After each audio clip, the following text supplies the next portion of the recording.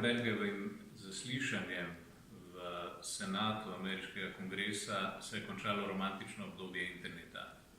Pred 20 leti je z objavo The Clutter Manifesto bilo napovedano, da bo internet spremenil svet, v katerem živimo.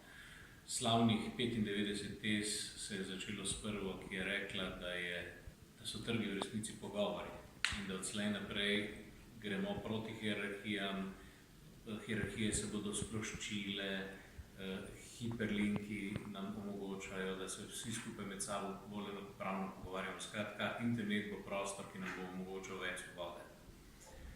Po izvolitvi ameriškega predsednika Trumpa se je končalo obdobje nevtralnosti interneta, kar pomeni, da veliki lahko so hitrejši od vseh ostalih. Po včerajšnjem zaslišanju je popolnoma jasno, da se na internetu javno začenja cenzura tudi na Zahodu.